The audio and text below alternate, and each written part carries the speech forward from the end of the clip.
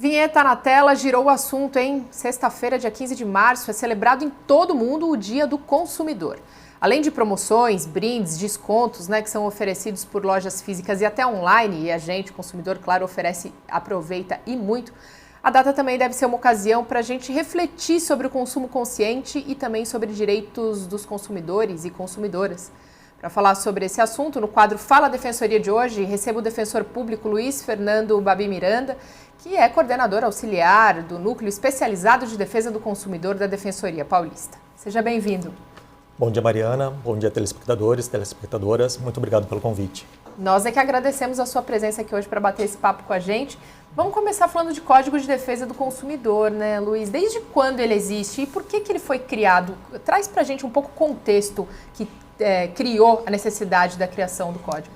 Então, o Código de Defesa do Consumidor é uma lei do 1990 e ele vem num movimento, uma tração de movimento de defesa dos consumidores da década de 80. Na década de 80, teve já alguns serviços, alguns órgãos de defesa do consumidor criados, mas não tinha uma legislação específica para isso.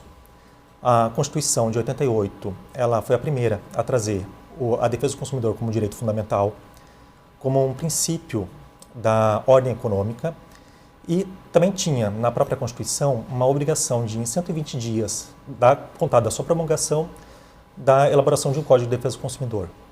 Esse código acabou demorando um pouco mais, mas em 90 a gente teve esse código. E aí, a partir de 90, então, o que muda principalmente na relação entre os consumidores e os fornecedores?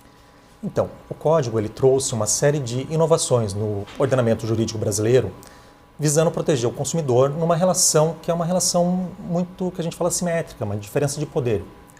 O consumidor ele não tem condições de negociar necessariamente com os fornecedores. O consumidor ele não tem acesso a todas as informações necessárias, informações técnicas do produto.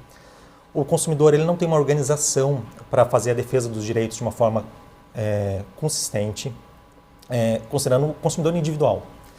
E nesse sentido, o Código de Defesa do Consumidor ele trouxe regras mínimas para a defesa do consumidor, mas ele tem uma característica muito importante, não só de regras mínimas, mas ele é um código que a gente fala que ele é principiológico, ou seja, ele traz regras, indicações de como proceder, ainda que a gente não tenha uma definição expressa específica para aquele problema no código.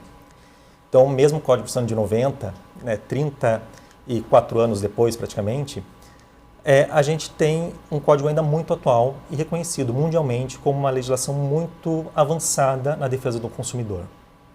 Agora eu te pergunto, claro, tem uma legislação muito avançada, mas você acredita que a maior parte dos consumidores tem acesso a todas essas informações, seja na compra física ou na compra online, conseguem muitas vezes resguardar? A gente sabe que tem, por exemplo, algumas coisas como 7 dias de arrependimento, algumas coisas do tipo, mas aí tem duas pontas. Muitas vezes o consumidor não tem essa informação e acaba sendo lesado em alguns casos. E na outra ponta também tem algumas empresas que dificultam esse processo, se usam dessa falta de conhecimento por parte do consumidor para levar vantagem na negociação, né? Não, isso mesmo. Então, assim, uma premissa do Código de Defesa do Consumidor, na verdade, sim, de todo movimento de defesa do consumidor mundial, é que o consumidor ele tem uma dificuldade muito grande de se organizar, de fazer valer os seus direitos. Por isso que é muito importante, na defesa do consumidor, termos a participação do Estado. Então, por exemplo, aqui em São Paulo, a Fundação Procon é um exemplo muito importante de defesa do consumidor, a Defensoria Pública, o Ministério Público, mas também não só esses órgãos, A gente também tem a Anvisa, quando a gente pensa na qualidade dos produtos que são adquiridos, a Autoridade Nacional de Proteção de Dados, quando a gente fala de dados pessoais. Então, a participação do Estado ela é muito importante para fazer valer os direitos. O consumidor, no dia a dia, realmente ele é a parte mais frágil da relação de consumo. Ele não tem acesso a toda a informação. Ainda que ele tenha acesso à informação, a gente já ouviu, quando tem uma reclamação, tem aquela frase que eu acho horrível, então procure os seus direitos. O desrespeito ele é constante. Então, para isso, para que esse desrespeito seja combatido, é importante ter um Estado que atue no mercado para trazer de volta esse equilíbrio nas relações de consumo, na relação entre essas duas partes. O consumidor realmente não tem que ter essa preocupação de saber todos os detalhes do produto. Ninguém consegue. Ninguém consegue ler um contrato de cartão de crédito, ninguém consegue ler os termos de uso, né, das redes sociais, como que funciona, como não funciona. O consumidor ele tem que ter uma segurança que, se der problema, isso vai funcionar e os direitos dele vão ser resguardados. Em tese, esse consumidor também se vale muito dessa boa vontade ou dessa boa fé por parte também do fornecedor, né? Isso, as pessoas elas trabalham muito como se todo mundo agisse de boa fé. Quando você vai no mercado, quando você vai numa loja, você espera que as pessoas com que você esteja, que a empresa, que a loja, que ela esteja respeitando os direitos do consumidor, que ela esteja respeitando os seus direitos. Você não se preocupa muito com isso, você não trabalha como se eles estivessem de má fé. E, nesse momento, muitas agem de má fé para se valer, para acabando lesando os direitos do consumidor. E quando a gente fala em compras online, né? As compras online explodiram e eu imagino que também consumidores lesados, na mesma proporção, tenha aumentado também com essas compras online, né? Dificultou um pouco mais essa relação ou abriu mais brechas para que algumas empresas acabem ludibriando muitas vezes ou prometendo, vendendo algumas coisas ilusórias para esses consumidores? Então, nesse mercado das compras virtuais, é muito importante que o consumidor ele tenha alguns cuidados que ele teria se fosse uma compra física. Obviamente, considerando que as pessoas não conhecem qualquer loja, porque você às vezes não tem uma loja, mas é importante que sempre se procure uma referência e não simplesmente o preço mais barato. Às vezes tem grandes promoções que a gente vê em anúncios, por exemplo, no Instagram, no Facebook, de grandes ofertas, e a gente muitas vezes não se preocupa em olhar qual é essa loja, quem que é esse fornecedor. Isso é muito importante. Por quê? Porque nas compras virtuais, muitas vezes você não tem o custo é praticamente zero para você criar uma loja falsa e para poder lesar o consumidor. Então é muito importante que nessas compras virtuais o consumidor ele tenha esse cuidado, procure referências, procure o site oficial da empresa e desconfie muito mesmo, de ofertas que parecem que caíram do céu.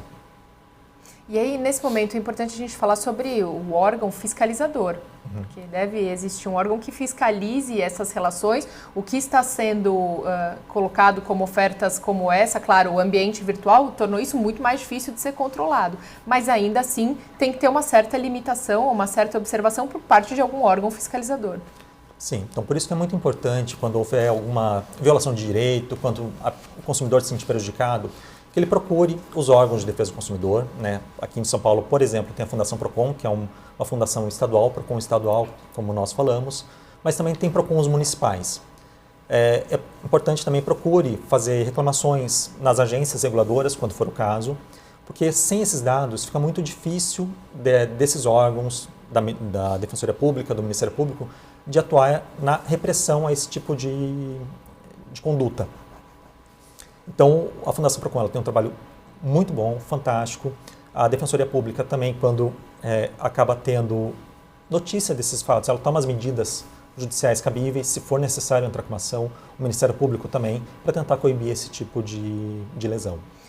Agora, Luiz, falado tudo isso, tem uma outra questão na ponta, né, que inclusive por parte dos consumidores, dois problemas que têm assolado a sociedade como um todo. A gente tem acompanhado, inclusive, os números de superendividamento da sociedade, que só tem aumentado justamente por essa falta, digamos, de uma consciência financeira um pouco maior. Inclusive o governo do estado colocou, né, então aprovou por meio de um projeto de lei que saiu aqui, inclusive da Assembleia Legislativa e foi sancionado pelo governador, aulas de educação financeira dentro da rede pública do estado, justamente para tentar então tornar essas noções um pouco mais claras e baixar esses números de superendividamento nessas novas gerações que estão surgindo. Mas o superendividamento não é o único problema, vem aliado do consumo consciente também.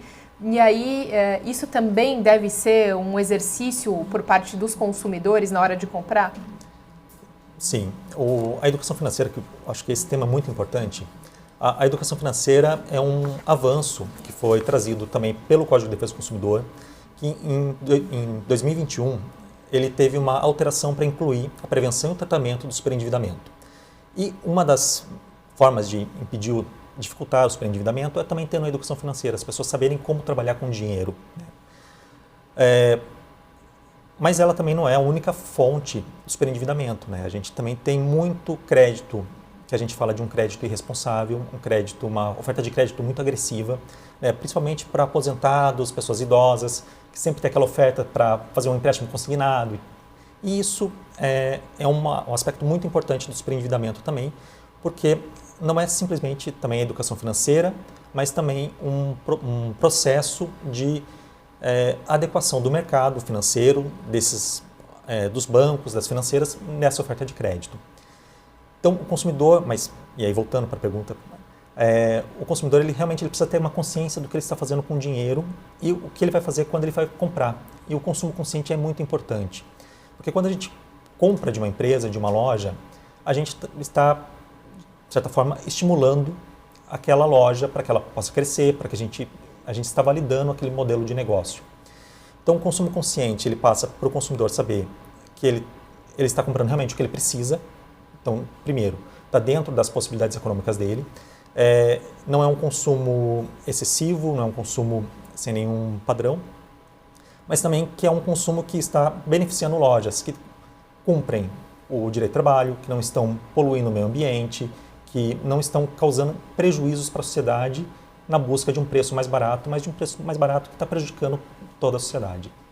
Hoje tem alguma faixa da sociedade que é mais lesada por conta dessas opções facilitadas de crédito, por exemplo, ou até mesmo pelos golpes? Aí a gente pode falar ou nos idosos ou numa população mais economicamente vulnerável, por exemplo?